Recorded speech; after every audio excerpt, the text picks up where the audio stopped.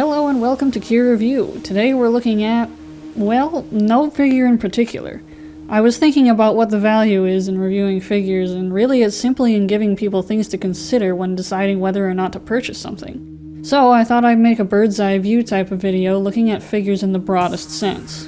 The first factor we'll look at is budget, and by extension quality.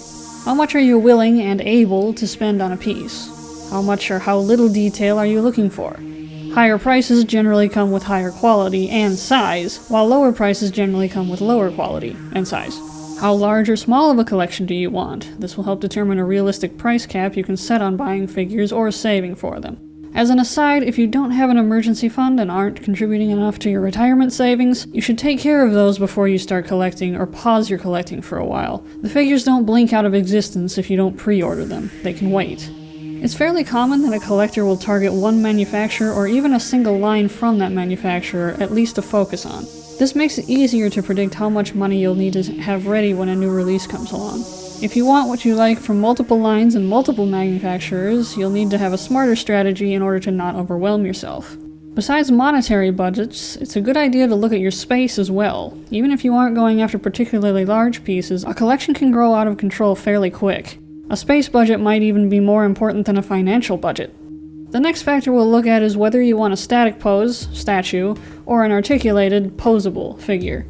Weigh the pros and cons of each. With a statue, you'll need to analyze it from several different angles to see if it looks strange from multiple views. With articulated figures, especially those that come with several accessories, you'll need to see if you really want to continuously move the joints and switch parts. Major risks here are joint loosening and breakage. And fixing joints requires a lot more precision than simply gluing a broken piece back onto a statue.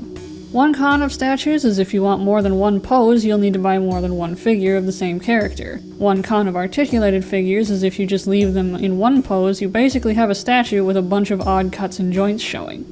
Our next factor is how much or how little work you personally want to put into your collection. A completed figure is just that. The manufacturer assembles and paints the figure and ships it to you on its scheduled release. You just need to open the box, maybe attach a tail or switch some accessories, and put it in your display. A model kit allows a collector to assemble and paint the figure themselves, which makes customization easier if that's a route you wish to take. It's all up to preference. Some collectors enjoy the extra work of assembling and painting a figure themselves, making it more of their own. Size and scale are two other factors to consider when planning your purchases. As discussed previously, some collectors will go after a particular line. I'll use X Plus Large Monster Series as an example. This centers around a basic height, usually around 25 centimeters or 10 inches, for Godzilla, Gamera, or Ultraman, and scales other kaiju around them. Other noteworthy scaling lines are Pokemon Scale World and D'Agostini's Toho Monster Collection. Other lines simply do a uniform size, like 6 inches or 15 centimeters, so trying to scale those is more difficult if scale is important for you.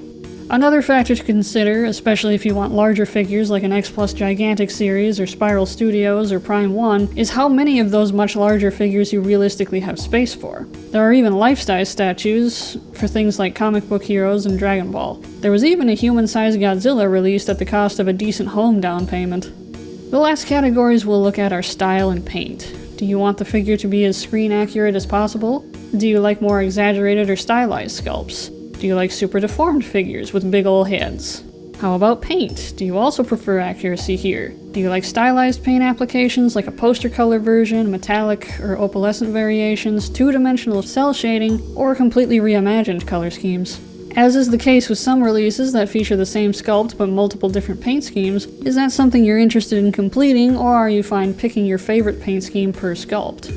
I think that about wraps things up. I've covered everything I think is crucial to consider when buying figures. Ultimately, I say buy what you love. Don't fall prey to FOMO, and only be a completionist if you're really dedicated to a particular line, scale, or manufacturer. I'd wager millions of figures are released each year. If what you really want doesn't exist yet, just wait a bit. That's it for the Ultimate Figure Review. I'll be taking a nice long break from new release figure reviews from here, so foreseeable KIR Review episodes will be more media focused. Thanks for watching, and see you next time. Thanks for watching. If you liked this video, show your support by hitting the like button, and then check out my other videos. If you like those, subscribe for future content.